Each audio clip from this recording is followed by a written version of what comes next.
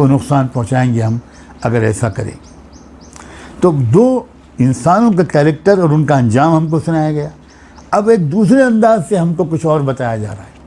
वहाँ भी याद रखिएगा फितने दज्जाल के दौर में चीज़ों की अहमियत हो जाएगी, आमाल की अहमियत घट जाएगी। मैं बताऊँ, इंसानी तारीख़ में जहाँ तक मैं पढ़ सका हूँ, बहुत ज़्यादा तो नहीं पढ़ सका, बेशक अफराद से गुनाह होते रहे, अफराद से गलतियाँ भी होती रही, लेकिन पूरी कौमें मादा परस्त हो जाएं, गैबियात और रूहानियात से बिल्कुल दूर चली जाएं, अखलाकी कदरें ख़त्म, वैल्यूज़ ख़त्म। अब तो हमारे मुल्क में जो स्पिरिचुअल वैल्यूज़ का और माजी का एक मुल्क है, और उसमें आज़ादी की तहरीक की क़यादत भी ऐसे लोगों ने की जो रूहानी कदरों के बड़े कायल थे, वो मुस्लिम हो या नॉन मुस्लिम। लेकिन अब तो जो हालत है आप देखो, अब कदरों की कोई हैसियत ही नहीं है, उसूलों ज़ाब्तों की कोई हैसियत नहीं। अब तो सरकारी पॉलिसी भी कही जाती है नेशनल इंटरेस्ट, यह खूबसूरत लफ्ज़ बोला जाता है, कौमी मफाद। यानी अगर कौमी मफाद वादा खिलाफ़ी करने में है तो हम वादा खिलाफ़ी करेंगे, अगर कौमी मफाद जुल्म करने में है तो हम जुल्म करेंगे, अगर कौमी मफाद झूठ बोलने में है तो हम झूठ बोलेंगे। ये हालत मैं अर्ज़ ये कर रहा हूँ, ये मगरबी तहज़ीब के दुनिया पर छा जाने से पहले दुनिया के अक्सर मुआशरों में ऐसा नहीं था, ऐसा नहीं था।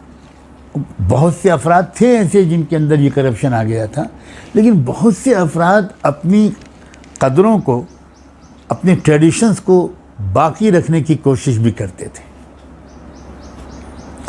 चाहे उनको खुदा की वो रहनुमाई वाज़ेह तौर पर न मिली हो तब भी। ये जो मगरबी तहज़ीब जब से दुनिया में फैली है, जिसको मैं फितने दज्जाल कह रहा हूँ, इसने जिस तरह दुनिया के अंदर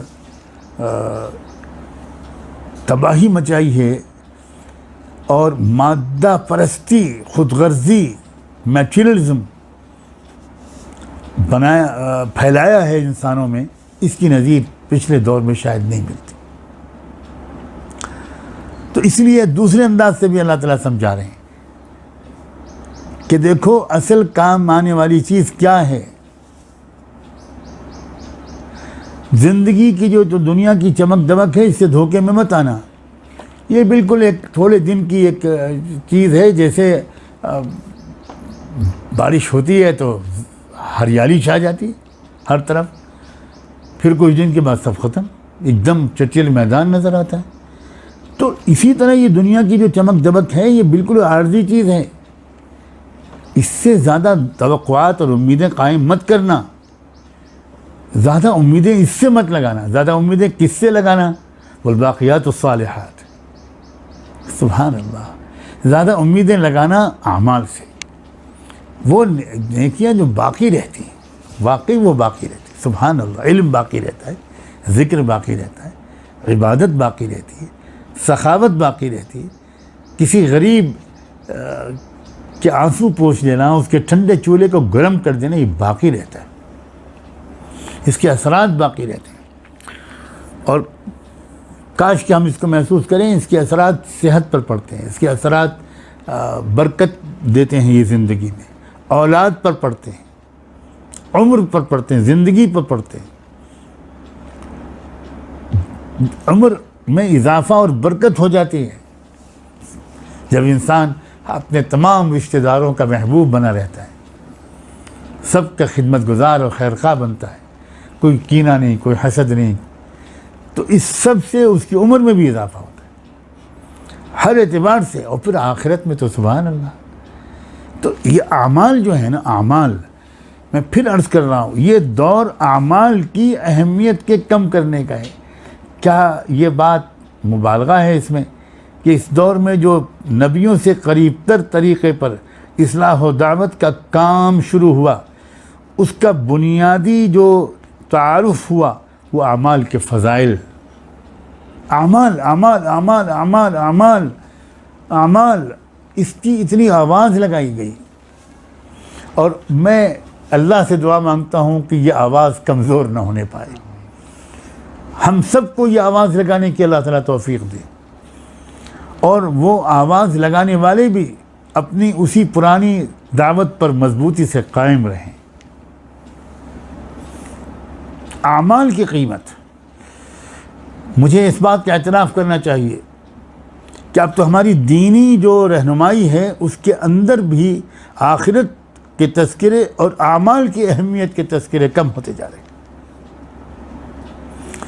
ये जो दीनी रहनुमाई की लफ्ज़ मैंने बोला, इसको अरबी में, आजकल की अरबी में अल-खिताब-उद-दीनी कहते हैं। तो अल-खिताब-उद-दीनी में पर गालिब आ रही है सियासत, माशी निज़ाम, यानी दीन की तशरीह में भी मादियत का गलबा है। ये भी फितने दज्जाल का गैर शऊरी असर है। मैं लफ्ज़ बहुत एहतिमाम से बोल रहा हूँ, गैर शऊरी। माज़अल्लाह दीन की तशरीह करने वाले हमारे मुहतरम हज़रात व मुहसिनीन मुफ़क्किरीन मुसन्निफ़ीन, हरगिज़ मैं ये नहीं कह रहा हूँ कि वो शऊरी तौर पर फितने दज्जाल से मुतासिर थे, लेकिन लोगों, जब मौसम आता है ना, तो मौसम का असर हर एक पर थोड़ा बहुत होता है। नबी भी अगर हो या वली भी हो, मौसम के असरात तो पड़ते हैं ना। तो फितने दज्जाल एक ऐसी चीज़ है कि जिससे 100% महफूज रहना ये बहुत आसान काम नहीं है। बिल्कुल गैर शऊरी तौर पर बात इंसान दीनी कर रहा होता है, लेकिन उसकी फ़िक्र का कोई न कोई हिस्सा फितने दज्जाल से मुतासिर होता है। काश कि हमारे उलमा, नौजवान उलमा, दावत व इस्लाह का, इकामत दीन का, हिफाजत और इशाअत दीन का काम करने वाले लोग मेरी मंशा और इशारों को समझ लेते कि क्या अलामात हैं और क्या आसार और नताइज होते हैं फितने दज्जाल से हिफाजत। हमारी जो कदीम दीनी रहनुमाई है उनमें फितने दज्जाल से महफूजियत ज़्यादा नज़र आती। इसीलिए मेरी दिल चाहता है कि कदीम दीनी रहनुमाई वाले दौर जदीद को ज़रा समझ लें, तो वो दौर जदीद के लोगों को फितने दज्जाल से निकालने में ज़्यादा कामयाब हो जाएंगे, बशर्ते कि उनकी कदीम तालीम व तरबियत की बुनियाद मजबूत हो। ये शर्त है। जिन लोगों की कदीम दीनी तालीम व तरबियत की बुनियाद का मजबूत नहीं होती और वो बहुत दीनी और दावती काम करना चाहते हैं और करते हैं, तो उसमें कुछ ऐसी कमियां रह जाती हैं कि जिसका उनको एहसास नहीं होता, और उनको बहुत मोहब्बत से तवज्जो दिलाई जाए तो शायद कुछ एहसास हो। मुसीबत यह है कि जो लोग तवज्जो दिलाते हैं वो इस कदर सख्त और जारहाना रवैया अख्तियार करते हैं कि उसके बाद इस बात की कोई उम्मीद नहीं की जा सकती कि वो उसको कबूल करेंगे और मुस्बत तौर पर उसको सुनेंगे और पढ़ेंगे उस रहनुमाई को।